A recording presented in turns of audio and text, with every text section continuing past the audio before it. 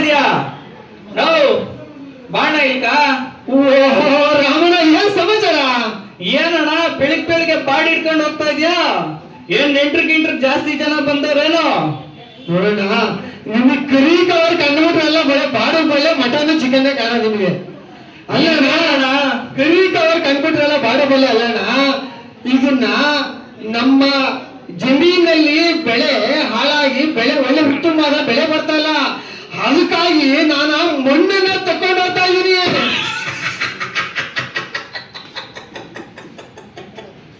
ಒಳ್ಳೆ ಜೋಕ್ ಹೇಳ್ದೆ ನೋಡು. ಮಣ್ಣನ್ನ ತಗೊಂಡೋಗಿ ಏನಣ್ಣ ಮಾಡ್ತೀಯಾ?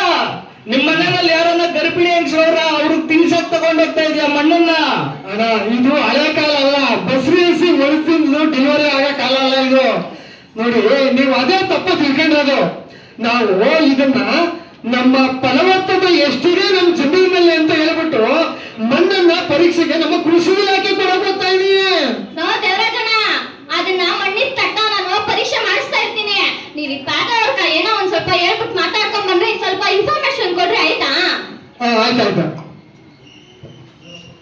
ಹಾಗೆ ಈಗ ಮಣ್ಣಿನ ಪರೀಕ್ಷೆ ಅಲ್ಲದೆ ನಮ್ಮ ಈ ಫಸಲು ಏನೇ ಬಂದಿರ್ತಕ್ಕಂಥ ಬೆಳೆ ಹಾನಿಯಾಗಿರೋದಕ್ಕೆ ನಮ್ಮಲ್ಲಿ ವಿಮೆ ಸೌಲಭ್ಯನೂ ಸಹ ಇದೆ. ಅದನ್ನು ಸಹ ಆ ಒಂದು ಫೆಸಿಲಿಟಿಯನ್ನು ಸಹ ನಮ್ಮ ರೈತರು ಉಪಯೋಗಿಸ್ಬೇಕು.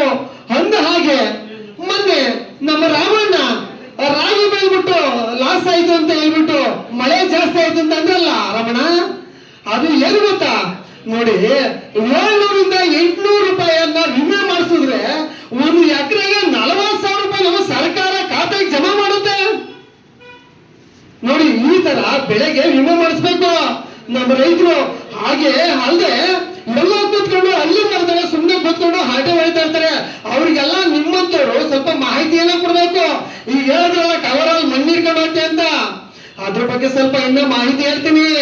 ಅಂದ ಹಾಗೆ ಈಗ ನೋಡಿ, ಒಂದು ಟ್ರ್ಯಾಕ್ಟರ್ 1 ಎಕರೆಗೆ 1 ಟ್ರ್ಯಾಕ್ಟರ್ ತಗೊಂಡ್ರೆ ಅದ್ರಲ್ಲೂ ಸಬ್ಸಿಡಿ ಸಹ ಇದೆ. ಕರೆಕ್ಟ್. ಹಂಗೇನೆ ವಿಶ್ವ ಮಣ್ಣು ದಿನಾಚರಣೆ ಪ್ರಯುಕ್ತ ಮಣ್ಣಿನ ಮಹತ್ವವನ್ನು ತಿಳಿಬೇಕಾದ್ರೆ ದಿನಗಳು ಗಂಟೆ ಸಾಕಾಗಲ್ಲ ಅಲ್ವಾ ಅಣ್ಣ? ಆದರೆ ಮಣ್ಣಿನ ಈಗ ಅಣ್ಣ ನಾವು ಗಾಡಿ ಓಡಿಸ್ಬೇಕಾದ್ರೆ ಸರ್ವಿಸ್ ಮಾಡ್ತೀವಲ್ಲ ಅಣ್ಣ, ಮಾಡ್ತೀನಿಲ್ಲ ಅಣ್ಣ?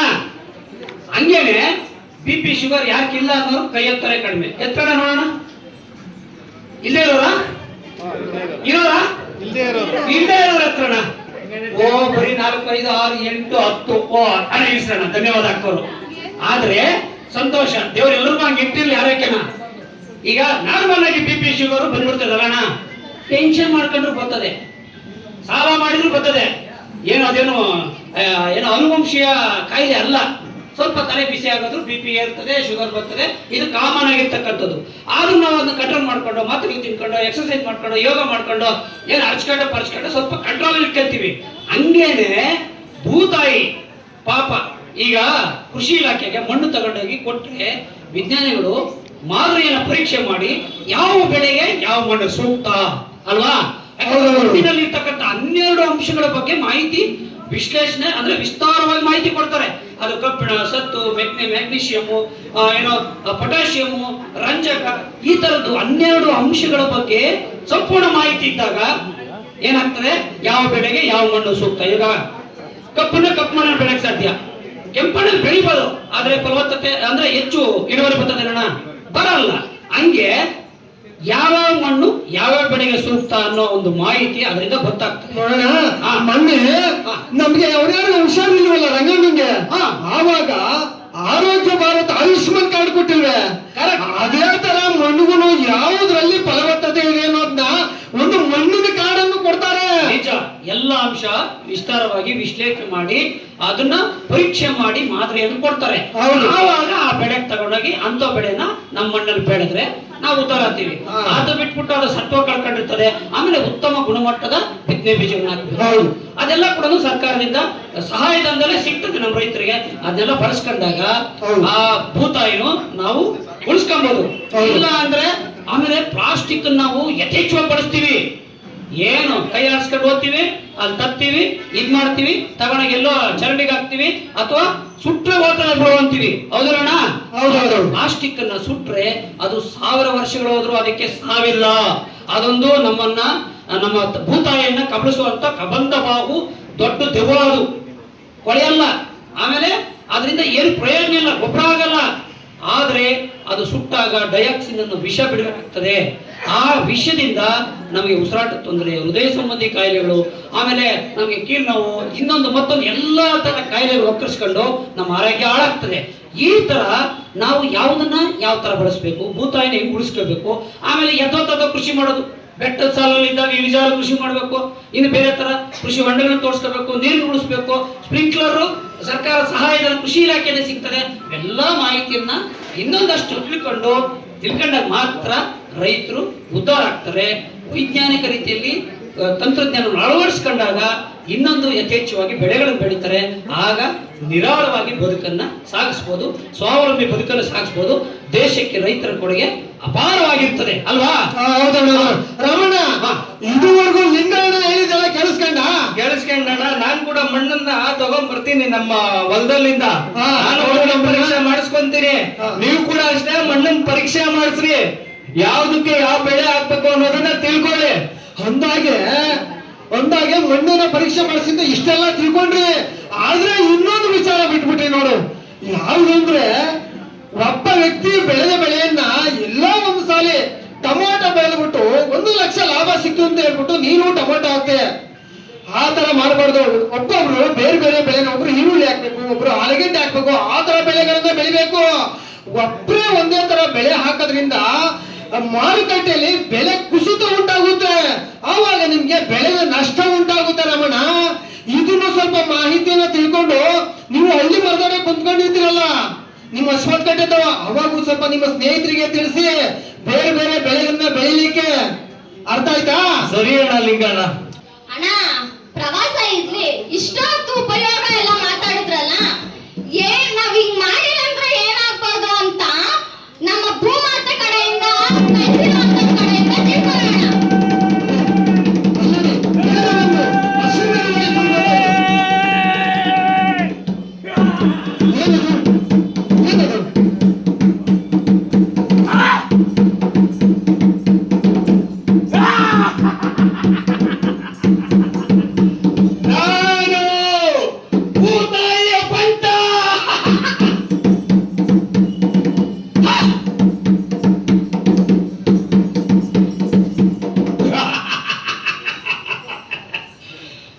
ನಾನು ಯಾರು ಅಂತ ಯೋಚನೆ ಮಾಡ್ತಾ ಇದ್ದೀರಾ?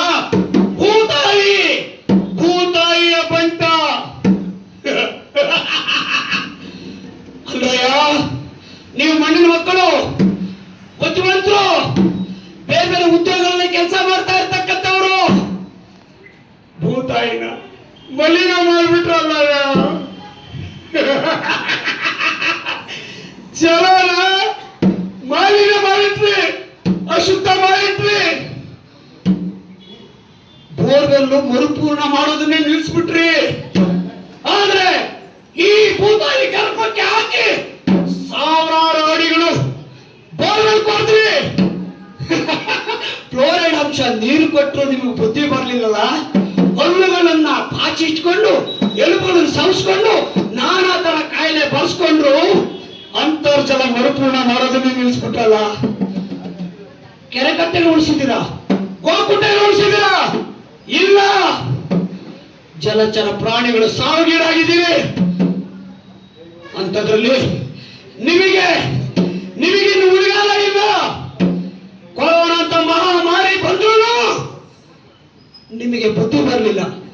ಆ ಸಂದರ್ಭಕ್ಕಷ್ಟೇ ನಿಮಗೆ ಸಂಬಂಧದ ಬೆಲೆ ಗೊತ್ತಾಯ್ತು. ಆದ್ರೂ ಮತ್ತೆ ಮತ್ತೆ ಮರ್ತೋದ್ರಿ ಅಲ್ಲ ಅಣ್ಣ. ಬದುಕಿದ್ರೆ ಸಾಕು, ಉಸಿರಾಡಿದ್ರೆ ಸಾಕು, ಒಂದೊಂದು ಸಂದರ್ಭದ ಗೆದ್ಕೊಂಡ್ಬಂದ್ರಿ. ಅದೆಲ್ಲ ಬಿಟ್ಟು ರೈತರನ್ನ ಮಣ್ಣು ಪಾರು ಮಾಡ್ಬಿಟ್ರಿ, ಬೀದಿಗೆ ತಂದ್ಬಿಟ್ರಿ. ಭೂತಾಯಿ ಮುಡಿಸ್ಕೊಂಡು ಈ ಭೂತಾಯಿ ಬಂಡನ್ನು ಕಳಿಸಿದರೆ ಬೇರೆ ಬೇರೆ ರೂಪದಲ್ಲಿ ನಿಮ್ಮನ್ನ ದೇಹಗಳನ್ನ ಆವಾಹನೆ ಮಾಡ್ಕೊಳ್ತೀನಿ. ನಾನಾ ತರದ ಕಾಯಿಲೆ ತಂದು ಉಸಿರು ಗಟ್ಟಿಸಿ ಸಾಯಿಸ್ತೀನಿ. ಕಣ್ಣಿಗೆ ಕಾಣದ ವೈರಸ್ ಆಗಿ ಹಾಕ್ತೀನಿ. ಈ ಭೂತಾಯಿ ಬಂಟ ಬೇರೆ ರೂಪದಲ್ಲಿ ನಿಮ್ಮನ್ನು ಆಕ್ರಮಿಸ್ಕೊತೀನಿ. ಅದಕ್ಕೆ ಈ ಭೂತಾಯಿ ಉಳಿಸ್ಕೊಂಡ್ರೆ ನಿಮಗೆ ಉಳಿಗಾಲ ಇಲ್ಲ ಅಂತಂದ್ರೆ ನಿಮಗೆ ಯಾರಿಗೂ ಉಳಿಗಾಲ ಇಲ್ಲ.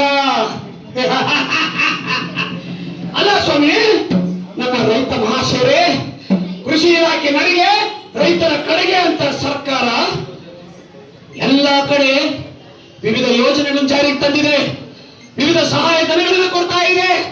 ಹೌದಲ್ಲ? ಕೃಷಿ ಹೊಂಡ ತೋರಿಸ್ಕೊಳ್ಳಿಕ್ಕೆ, ಕೃಷಿ ಬೇಲಿಗಳನ್ನು ಹಾಕೊಳ್ಳೋದಿಕ್ಕೆ, ಬದುಗಳನ್ನು ನಿರ್ಮಾಣ ಮಾಡ್ಕೊಳ್ಳೋದಿಕ್ಕೆ, ನಮಗೆ ಸಾಗುವಳಿ ಮಾಡೋದಿಕ್ಕೆ, ಉಳುಮೆ ಮಾಡೋದಿಕ್ಕೆ, ಕಟಾವು ಮಾಡೋದಿಕ್ಕೆ ಯಂತ್ರಗಳನ್ನ ಕೃಷಿ ಧಾರೆ ಅಡಿನಲ್ಲಿ ಕೊಡ್ತಾ ಇದೆ. ರೈತರಿಗೆ ಎಲ್ಲ ರೀತಿ ತರಬೇತಿ ಸಿಗ್ತಾ ಇದೆ. ಅದನ್ನ ಉಪಯೋಗಿಸ್ಕೊಂಡು ಸದ್ಬಳಕೆ ಮಾಡಿಕೊಂಡು ರೈತರು ಬೆಳಿಬೇಕು, ರೈತರು ಉಳಿಬೇಕು. ಇಲ್ಲ ಅಂತಂದ್ರೆ ದೇಶಕ್ಕೆ ಉಳಿಗಾಲ ಇಲ್ಲ. ನಾನು ಭೂತಾಯಿಯ ಭಟ್ಟ, ನಾನು ತನ್ನ ಕಾಯಿಲೆ ರೂಪದಲ್ಲಿ ಉಳಿಸ್ಕೊಳ್ತೀನಿ. ರೈತರ ಉಳಿಗಾಲವೇ ದೇಶದ ಉದ್ಧಾರ. ರೈತ ಪ್ರಾಣ ಹತ್ಯೆ, ಆತ್ಮಹತ್ಯೆ ಮಾಡಿಕೊಂಡ್ರೆ ನಮಗೆ ಯಾರಿಗೂ ಸಂಬಂಧ ಇಲ್ಲ ಅಂತ ಯೋಚನೆ ಮಾಡಬಾರ್ದು. ನೀವು ಕಂಪ್ಯೂಟರ್ ಮುಂದೆ ಕೂತ್ಕೊಂಡು ಎಸಿ ರೂಮ್ ಕೂತ್ಕೊಂಡು ಏನು ಬೇಕಾದ್ರೂ ಸೃಷ್ಟಿ ಮಾಡಬಹುದು. ಅನ್ನನ ಸೃಷ್ಟಿ ಮಾಡಕ್ಕಾಗುತ್ತಾ ಸ್ವಾಮಿ? ಅನ್ನನ ರೈತನೇ ಬೆಳಿಬೇಕು. ಒಂದು ಸತ್ಯವನ್ನು ನೀವೆಲ್ಲ ಮರೆತುಬಿಟ್ಟಿದ್ದೀರಲ್ಲ, ಆ ರೈತ ಉಳಿಬೇಕು. ಇಲ್ಲ ಅಂದ್ರೆ ನಮ್ಗೆ ಯಾರು ಉಳಿಗಾಲ ಇಲ್ಲ. ನಾವು ಅನ್ನ ತಿನ್ನಲ್ಲ, ಯಂತ್ರಗಳ ಅನ್ನವನ್ನು ಉತ್ಪತ್ತಿ ಮಾಡಲಾರು. ರೈತ ಭೂಮಿಯಿಂದಲೇ, ಭೂತಾಯಿಯಿಂದಲೇ ಉತ್ಪತ್ತಿ ಮಾಡಿ ಕೊಡಬೇಕು. ನಾವು ಕಾಲದಲ್ಲಿ ಕಾಲ ಹಾಕೊಂಡು ತಿನ್ನಬೇಕು. ಆದ್ರೆ ನಮ್ಮ ರೈತರ ಬಗ್ಗೆ ಒಂದು ಚೂರು ಯೋಚನೆ ಮಾಡಿ, ಆಲೋಚನೆ ಮಾಡಿ. ರೈತರು ಉಳಿಸ್ಕೊಳ್ಳೋ ಕಡೆ ಈಗಾಗಲೇ ಸರ್ಕಾರ ಸಿಗ್ತಾ ಇದೆ, ಬೇರೆ ಬೇರೆ ಸಹಾಯಧನಗಳು ಸಿಗ್ತಾ ಇದಾವೆ. ಅದನ್ನು ಸದ್ಬಳಕೆ ಮಾಡ್ಕೊಳ್ಳಿ. ಹೆಣ್ಣು ಮಕ್ಕಳಿಗೆ ಸಾಕಷ್ಟು ತರಬೇತಿಗಳು ಸಿಗ್ತಾ ಇದೆ. ಸಂಘಗಳು ಕಟ್ಕೋಬಹುದು. ರೈತ ಉತ್ಪಾದಕ ಸಂಘಗಳನ್ನೇ ಕಟ್ಕೊಂಡು ನೀವು ಅಲ್ಲಿ ಸಿಗ್ತಕ್ಕಂಥ ಸಹಾಯಧನಗಳ ಮೂಲಕ ನೀವು ಕೂಡ ನಾವು ಗಂಡಸರ ಜೊತೆಗಿದ್ದೀವಿ, ದೇಶದ ಅಭಿವೃದ್ಧಿಯನ್ನು ನಮ್ಮ ಪಾಲಿಗೆ ಅನ್ನೋದನ್ನು ನೀವು ಸಾಬೀತು ಮಾಡೋದಕ್ಕೆ ಅವಕಾಶ ಇದೆ. ಇಂಥ ಸುಸಂದರ್ಭವನ್ನು ಬಳಸ್ಕೊಡಿ. ಕೃಷಿ ಮಾಡಿ.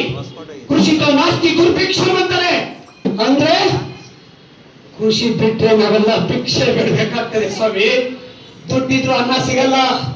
ಎಷ್ಟೋ ಜನಕ್ಕೆ ನಿಮ್ಗೆ ಅನುಭವ ಆಗಿರ್ಬೋದು. ಕೈಯಲ್ಲಿ ನೋಟಿ ಕಂತೆ ಇದ್ರು ಊಟ ಸಿಕ್ಕಿದ್ದಾಗ ಊಟದ ಮಹತ್ವ ಗೊತ್ತಾಗ್ತದೆ ಅಲ್ವಾ? ಅನ್ನನ ಹಾಳು ಮಾಡಬಾರ್ದು, ಅನ್ನನ ವೇಸ್ಟ್ ಮಾಡಬಾರ್ದು, ವ್ಯರ್ಥ ಮಾಡಬಾರ್ದು.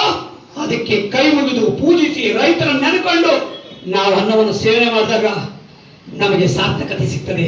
ಅನ್ನದಾತ ನೆನೆಸ್ಕೊಂಡಾಗ ನಮಗೆ ಸಾರ್ಥಕತೆ ಸಿಗ್ತದೆ. ಇಲ್ಲದಿದ್ರೆ ಇಡೀ ಪ್ರಪಂಚಕ್ಕೆ ಬೇರೆ ರೂಪದ ಕಾಯಿಯಾಗಿ ಈ ಭೂತಾಯಿಯ ಭಟ್ಟ ನಿಮ್ಮನ್ನೆಲ್ಲ ಕಲಿಸ್ಕೊಳ್ತೀವಿ. ಇಷ್ಟು ಎಚ್ಚರಿಕೆ ಸಾಕು ಅಂತ ಅನ್ಕೊಂಡಿದ್ದೀನಿ. ನೀವು ಚೆನ್ನಾಗಿರಿ. ಬೇರೆ ಉದ್ಯೋಗ ಮಾಡ್ತಾ ಇರ್ತಕ್ಕಂಥವ್ರು ಚೆನ್ನಾಗಿ ಸಾಕೊಳ್ಳಕ್ಕಾಗುತ್ತೆ. ರೈತ ನಿರಾಳ ಆಗಿದ್ರೆ ದೇಶ ನಿರಾಳ, ರೈತ ಉದ್ಧಾರ ಆದ್ರೆ ದೇಶ ಉದ್ಧಾರ, ರೈತ ನಾಶ ಆದ್ರೆ ಇಡೀ ದೇಶ ಜೀವ ಸಂಕುಲನೆ ನಾಶ ಅಲ್ವಾ?